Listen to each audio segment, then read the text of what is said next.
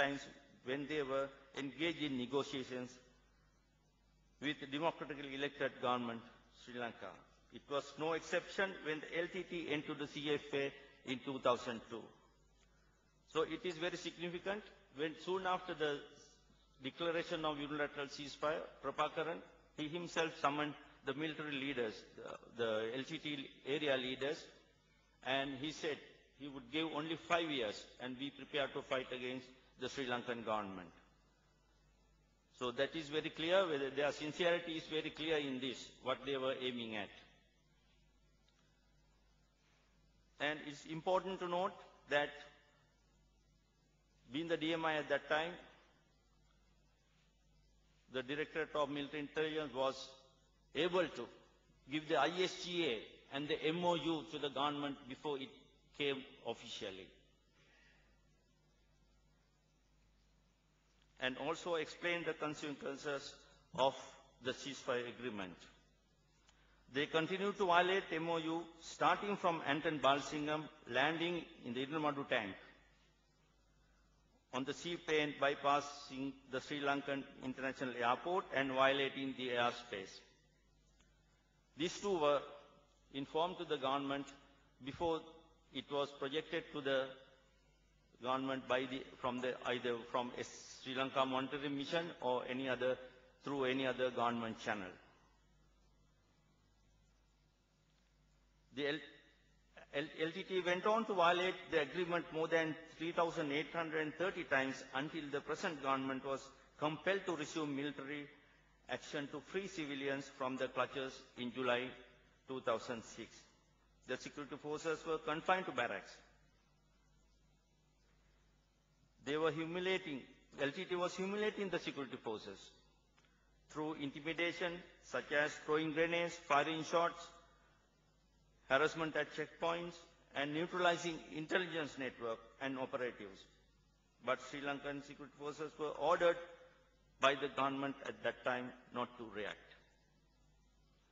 Cutting off irrigation water to farmers in the eastern province of the island, affecting nearly 22,000 households, was the triggering event that instigated security forces to resume military operations against the LTT under the present government. But details of this operation I will not be elaborating, as it will be discussed in detail during your seminar.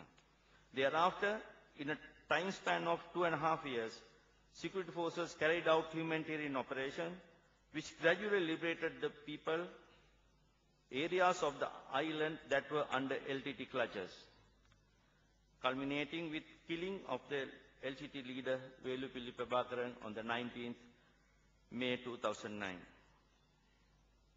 During the humanitarian operation, the government forces succeeded in not only destroying military infrastructure facilities of LTT that were existing for more than 3 decades, but also destroying or capturing almost all LTT leaders and also recovering of large hauls of arms and ammunition and explosives that were meant to bring destruction to the human lives and infrastructure facilities of the country.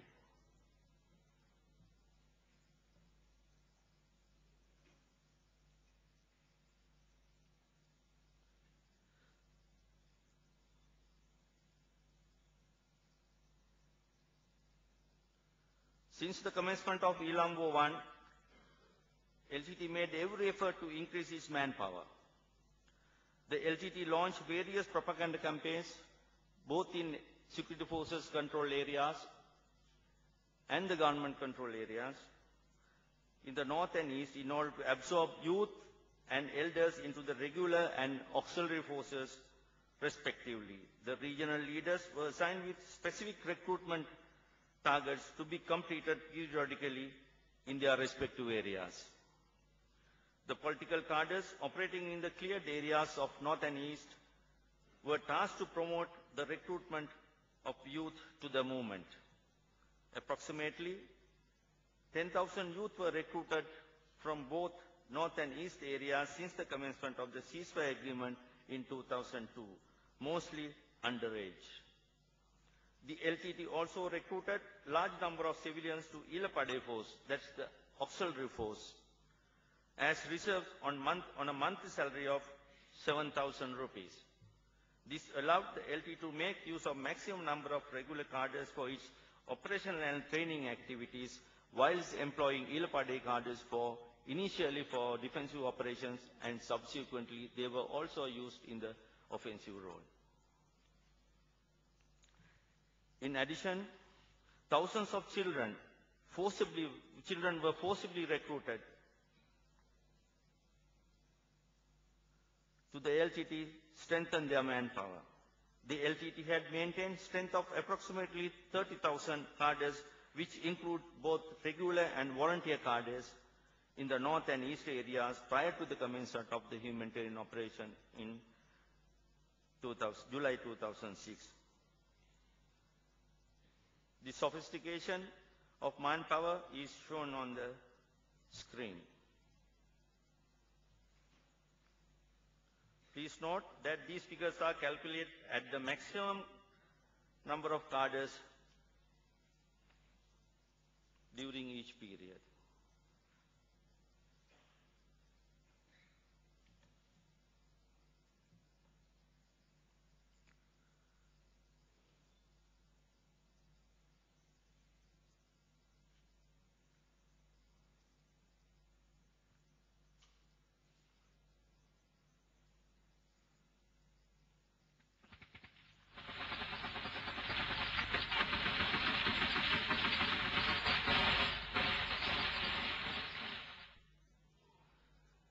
The LTT had maintained a number of land fighting groups, which also could be broadly divided into infantry, support arms, and special groups. The infantry and support arm groups were formed in line with conventional armies, and special groups were formed from time to time depending on operational and tactical requirements. The LTT formed special reconnaissance and surveillance groups after 2002. The training that was given by LTT for land fighting groups could be broadly divided into three areas. Basic training, that is for the civilians and also the cadres who are newly recruited. Then refresher training for the cadres serving. Then special training, that is the target-oriented training, including Black Tiger training.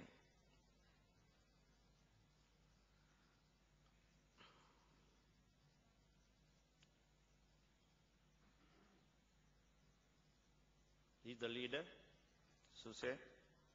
The LTT was very dependent on the sea for its existence as a terrorist organization.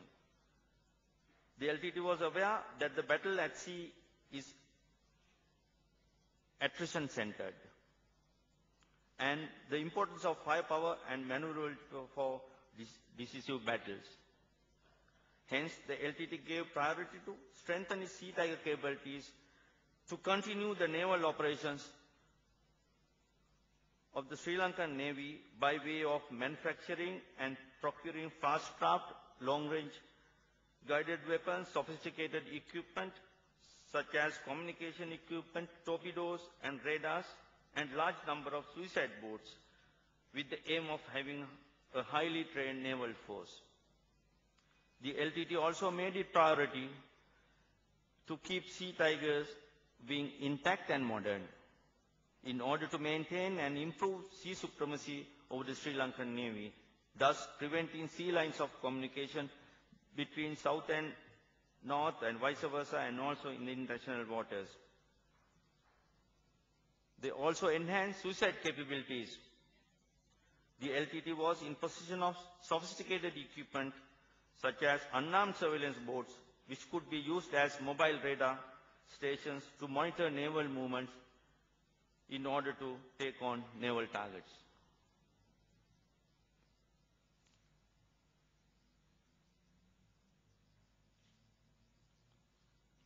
Shipping network.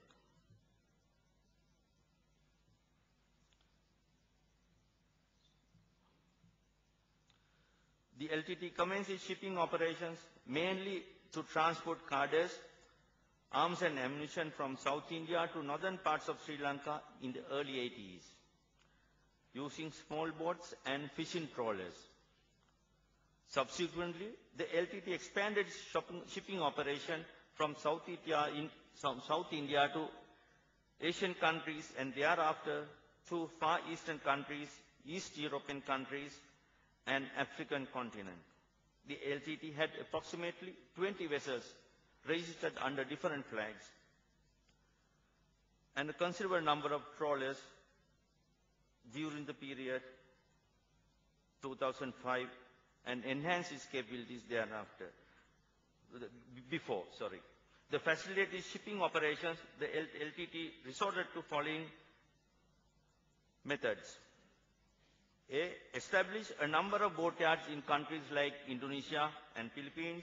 These vessels were used for transporting of arms and ammunition under the pretext of cargo delivery. Most of the crew were LTT members carrying passports of false names, posing themselves as citizens of various countries. Although the source of its weapon supply vary, quite often there were established routes